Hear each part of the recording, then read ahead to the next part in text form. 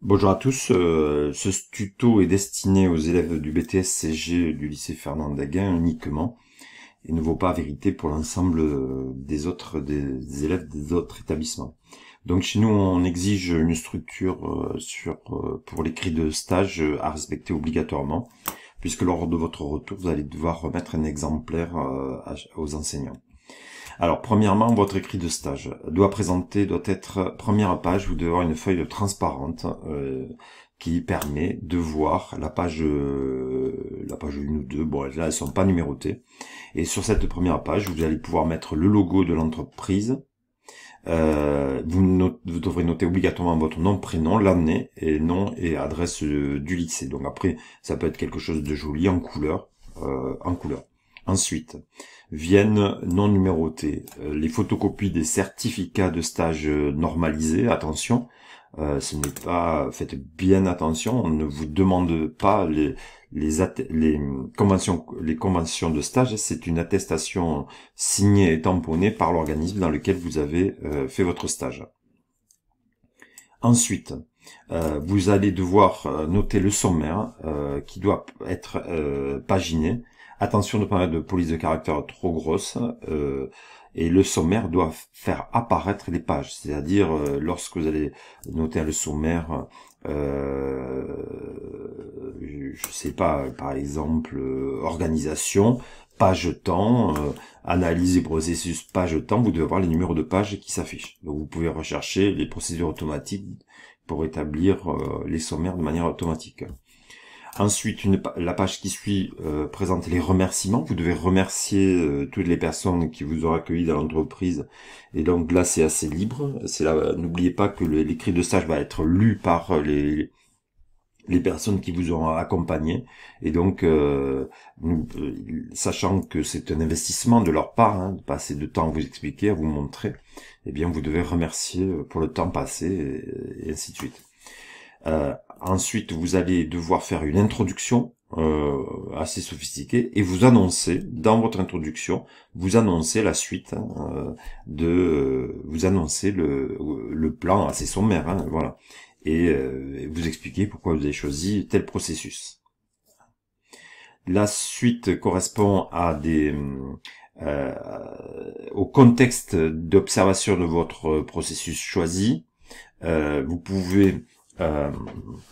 Vous allez donc donner des informations sur les entreprises, les entreprises, c'est assez libre, l'organisation où vous étiez, si c'est pas une entreprise, et là je vais rentrer dans le détail un petit peu plus tard sur ce qu'on attend de vous. Attention, ça doit pas d'organigramme qui prenne beaucoup de place. La taille de l'écrit de stage est limitée, donc vous devez faire attention de ne pas donner d'informations qui n'ont pas une vraie utilité. Ne reprenez pas l'historique depuis 150 ans de l'entreprise et toutes ces étapes, c'est de l'information qui n'a pas d'intérêt. Voilà, donc on va voir le détail. Ensuite, là, vous allez commencer à numéroter les pages. C'est-à-dire que pour vous, ça sera la page 1. Les autres sont des pages de introduction. Enfin voilà, on les numérote pas. Vous devez décrire l'organisation comptable, informatique, juridique, et on va rentrer dans le cœur de l'écrit de stage qui doit faire 8 pages. 8 pages, et je vais rentrer dans le détail un petit peu plus tard. Attention, je le dis, les annexes sont interdites. Pas d'annexes. Pas d'annexes dans l'écrit de stage. C'est alors ça s'appelle plus rapport de stage, ça s'appelle un écrit de stage. Pas d'annexe dans l'écrit de stage.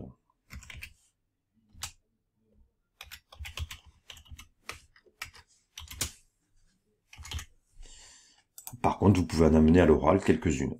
Et enfin, vous devrez terminer par une conclusion finale sur l'ensemble de votre écrit en fin de dossier. Et dernière page, je ne l'ai pas noté, vous mettez une couverture de fin. Alors l'écrit de stage doit suivre ce plan. Donc là c'est un exemple de plan de mémoire. Je vais vous dire quand est-ce que vous pouvez adapter un petit peu. Donc on a dit les pages de présentation, ensuite les attestations de stage, les remerciements, le sommaire, la présentation de l'entreprise, présentation des entreprises, organisation d'accueil avec la dimension, on va voir un petit peu plus en détail après. Ensuite, vous devez expliquer pourquoi vous avez choisi un processus, l'objectif du processus que vous allez développer, les acteurs du processus, et ensuite les étapes du processus. Alors ici, cet élève avait choisi de faire les étapes du processus et ensuite d'analyser le processus. Eh bien, on peut le faire en même temps. On peut faire les étapes et l'analyse des étapes ou du processus. Dans tous les cas, vous allez devoir présenter aussi le schéma événement-résultat que ici dans notre établissement, on vous le demande sous le format JMOT. Voilà, donc vous devez noter votre JMOT à la fin de votre processus. Enfin voilà, il n'y a pas de règle, vous pouvez le mettre ici. La deuxième partie correspondra à l'activité de veille professionnelle, contexte de la veille, que ce soit ce que vous avez mis en place au niveau scolaire ou en entreprise, et vous devez détailler cette veille, et vous devez analyser les outils. Voilà. Ça, c'est une obligation. N'oubliez pas qu'à l'oral, il va y avoir tout un questionnement sur cette partie-là. Et ensuite, la conclusion. En fin de dossier, vous devez joindre obligatoirement votre passeport professionnel. Voilà, pour le dossier complet. Donc, vous avez une présentation, les attestations de stage, les remerciements, les sommaires, l'organisation d'accueil ou d'observation du processus, de l'organisation ou des organisations, la présentation des processus avec tout son développement qui doit présenter le JMOT, et ensuite la partie sur la veille professionnelle et la conclusion.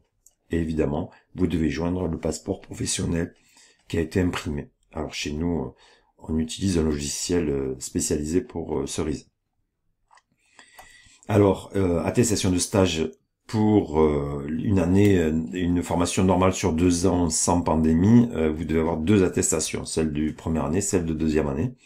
Pour cette année de pandémie, eh bien, l'État a autorisé une durée réduite de stage à 4 semaines. Les remerciements, et vous voyez ici, j'ai tronqué un écrit, je voulais pas vous donner un modèle à suivre, mais on voit un petit peu la teneur. Dans un premier temps, etc. Et je remercie particulièrement, et ainsi de suite. Voilà. Donc cherchez des informations, un début d'exemple d'introduction. Dans ce mémoire, je vais présenter, etc., etc., etc. Le sommaire, on l'a vu tout à l'heure. Alors évidemment, c'est un écrit là que j'ai tronqué. Présentation et organisme d'accueil. Et je vous dis attention, 2 pages maximum pour l'organisme, l'organisation comptable, juridique, informatique. Soyez le plus précis possible. Donnez des caractéristiques techniques. Vous devez avoir un niveau élevé de technicité. Voilà. La présentation du processus, il faut nommer le processus choisi. Attention, vous devez présentation et analyse d'un processus et vous devez nommer le processus. Voilà. Ça peut être, je vous rappelle que les processus développés sont obligatoirement dans les matières P1, P2, P3, P4 et P7 sur un des processus, sur plusieurs processus. Dans tous les cas, vous ne pouvez pas choisir un processus qui touche à l'analyse financière ou au contrôle de gestion. Alors un exemple, donc nommez bien le processus développé. Exemple qui a été extrait, l'activité principale du cabinet d'expertise comptable est de la délivrance des états financiers composés du bilan, etc., etc. C'est pour ça que j'ai choisi, c'est pourquoi j'ai choisi ce processus très important, c'est l'activité. Voilà, vous devez justifier, voilà, vous savez présenter l'organisation d'un processus P1, P2, P3. Juste une chose, j'ai oublié. Il est possible, c'est accepté, que dans les premières pages, vous puissiez ajouter, après le sommaire, avant d'expliquer quel processus vous avez choisi, ici, un peu avant, vous pouvez faire un tableau de l'ensemble des tâches que vous avez fait, mais ce tableau doit être court, rapide, vous n'avez pas à développer. Si vous voulez quand même dire, parce que le processus va développer une chaîne d'activités, dont l'objectif est la réalisation la réalisation d'un process ou de la réalisation d'une mission fiscale, etc. Il se peut que vous voyez plein de choses que vous avez pu faire et qui ne vont pas être abordées dans l'écrit de stage. Donc là, vous pouvez tout de même mettre un petit tableau pour lister l'ensemble des tâches que vous avez effectuées pendant vos stages. C'est toléré, c'est accepté. Voilà, donc ensuite je reviens l'objectif du processus. Et attention, vous devez mettre des définitions. Allez chercher des définitions précises, techniques, professionnelles. Ne vous contentez pas de dire j'ai fait ci, j'ai fait ça. Tout à l'heure, je vais vous montrer un compte rendu après des lectures de mémoire, les critiques habituelles. Cherchez la réglementation. Ensuite, vous devez détailler les acteurs du processus. Il faut être précis. L'État, c'est le centre le service des impôts des entreprises, SIE, service des impôts des entreprises. Service des impôts des entreprises, si dans votre processus vous expliquez à l'aide d'un exemple, eh bien vous devez être précis dans votre description des acteurs. Par exemple, les clients. Qui sont les clients? C'est des sociétés, des professions libérales, etc. Soyez très précis et développés. Présentation des acteurs internes, externes. Les acteurs internes, c'est l'expert comptable, le chef de mission, le collaborateur, c'est un secrétaire, le comptable, etc. Qui fait quoi? Quels sont les acteurs? Qui va faire quoi? Et l'organisation du travail. Vous pouvez développer qui fait quoi. Voilà. Ensuite, il faut mettre des exemples. Enfin, je vous ai mis des exemples. Les étapes du processus. Étape 1, extrait d'exemple. Le client doit fournir des documents liés à son activité, etc., etc. Réception des documents, classement des documents. J'ai pris d'autres exemples après avoir facturé. Voilà, des exemples que vous pouvez lire. Vous faites sur pause et vous lisez un petit peu les débuts de phrases tronquées. Évidemment, étape 2, étape 3, etc. Dans la présentation, le schéma événement résultat apparaissait à ce niveau-là.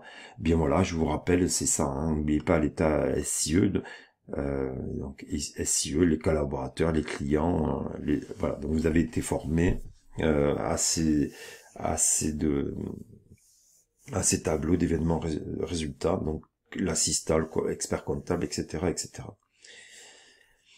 Ensuite, vous allez analyser. Cette analyse peut être faite en même temps que la description des étapes. Il n'y a pas de règle particulière pour cette partie-là, pour le cœur de l'écrit. Bon, donc on vous dit l'assistant de direction. Vous verrez que tout à l'heure, je vais vous montrer comment mettre des mini copies écran pour aérer un peu le texte et pour lorsque ça a un intérêt particulier. Ensuite, la veille. Contexte de l'activité de la veille présentée. Est-ce que c'est entreprise pendant la formation? Ça va peut être les deux. Pour ce que vous avez vu, observer en entreprise, vous devez analyser les activités. Comment se fait la veille dans l'entreprise? Quelles sont les sources d'informations, vous détaillez la veille, numérique, papier, mais là il faut être très précis. Les outils informatiques pour gérer les flux d'informations, papier, les Lefebvre, les revues, les abonnements, etc. Éventuellement, vous pouvez ajouter le coût pour la structure dans laquelle vous allez travailler de cette veille. Ça peut être un abonnement, etc. Donc là, par exemple, il y a un extrait. Plusieurs outils sont utilisés pour se tenir informé sur les évolutions de l'environnement comptable, fiscal et social. Les abonnements pratiques Francis Lefebvre, et vous expliquez, vous justifiez ces abonnements, et ainsi de suite. et vous devez analyser les outils de veille. Vous pouvez développer votre veille personnelle mise en œuvre pendant votre formation, et vous allez essayer de rappeler l'utilité de la veille, la pertinence, la fiabilité le problème des fiabilités des sources d'information. Voilà. Tous ces outils présentent des intérêts et des limites. Les méthodes pratiques présentent l'avantage d'être exhaustifs. Alors, surtout, recopiez pas ça, hein. Vous devez créer votre propre analyse. Et ensuite, vous pouvez comparer les méthodes de veille étudiées en cours et celles que vous avez vues en entreprise. En conclusion, et ensuite, vous devez montrer une conclusion. Donc là, je vous fais part des commentaires après lecture des premiers écrits, enfin de certains écrits des années passées. Et je vais vous demander de bien en tenir compte pour ne pas faire les mêmes erreurs. Alors attention, il y a des écrits où l'analyse n'est pas du tout assez importante. La volonté de donner des définitions, expliquer les règles juridiques, les articles de loi, etc. Et les développements sont du type j'ai fait ceci, j'ai fait cela, j'ai mis la feuille X dans le classeur avec une tirette rouge, puis je l'ai pris, puis j'ai fait ceci, j'ai fait cela. Voilà, ça on n'en veut pas. On veut pas de j'ai fait ci, j'ai fait ça sans analyse. Vous devez prendre du recul, vous expliquer un processus. Vous avez vu la notion de processus, c'est une chaîne d'activité qui a un objectif. Même si vous n'avez pas traité l'ensemble l'ensemble des activités, des tâches, vous devez pouvoir les exposer quand même. Donc attention à hein, j'ai fait ci, j'ai fait ça. Non, c'est de l'analyse. Vous faites aussi, vous le dites, vous expliquez que vous avez traité telle partie, ceci, que vous avez rencontré des difficultés, comment vous les avez résolues, et ainsi de suite. Attention, vous devez mettre aussi des exemples. Citez des exemples précis à tous les niveaux. Des articles précis, mais des exemples aussi. Hein, voilà. Citer des articles, expliquer pourquoi chaque étape. Souvent, c'est l'application d'une règle fiscale. Hein. Référez-vous au Code général des impôts, au Code de commerce. Citez les lois.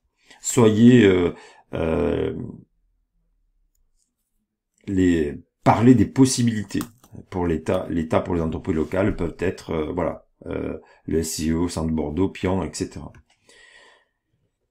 Un exemple sur la TVA, la TVA doit être collectée afin de respecter l'article un tel qui stipule, etc., etc. Alors pas en tant que tel. Je vous ai mis le lien, mais vous ne devez pas mettre le lien dans l'écrit de stage. Autre exemple, l'obligation de tenir en comptabilité, code commerce, et vous devez aller chercher ça. Attention de ne pas copier-coller des parties trop importantes. Expliquer en détaillant la clientèle. Le portefeuille du client a été constitué par Monsieur X actuellement, il a 82 clients, etc. Et soyez précis. De SARL, restauration rapide, agence immobilière, soyez précis. Éventuellement, s'il y a une partie sociale, notez les conventions collectives. Exemple 2, préparation à la déclaration à TVA. Le client doit fournir des documents liés, etc. Il le fait de manière périodique, en rythme convenu avec le cabinet et fonction de son régime social. Voilà, donc des exemples. Placez des petites copies écran, travaillez pour être lisible. Donc vous imprimez écran, vous allez dans Paintbrush et puis vous sélectionnez des zones, voilà, c'est des petites copies écran, pas plus gros, hein, voilà, juste des petites parties. Donc je vous disais, analysez votre expérience en dessous, les difficultés que vous avez rencontrées, comment vous les avez résolues. Voilà. Faites de l'analyse. Analysez ce qui se passe, analysez la difficulté, analysez ce qui est facile aussi. Vous pouvez très bien dire, l'organisation est parfaitement rodée, ce que j'ai pu observer me semble performant. Vous n'allez pas trouver des problèmes, hein, forcément. Et ensuite, vous devez, je vous disais, hormis la partie enchaînement des tâches et l'analyse, le plan fourni doit être respecté à la lettre pour nous dans notre établissement. Voilà, les JMOT doivent être très développés et précis, et je vous ai mis un lien où vous avez des exemples de JMOT, mais en P7 vous avez travaillé les JMOT en long, en large et en travers. Donc attention, surtout mettez le plus d'informations possible. Autant on peut vous donner des conseils pour enlever, réorganiser, autant si vous n'avez développer que peu de choses, les enseignants à la lecture pourront pas vous aider à à améliorer ça va être très difficile pour eux. Voilà. Donc, mettez-en le plus possible. Choisissez des polices de caractère pas trop grosses et des marges pas trop larges, puisque vous avez quand même du volume d'informations. C'est votre écrit professionnel, donc vous devez être professionnel. Voilà, donc j'espère avoir répondu à vos questionnements. Je vous dis à bientôt.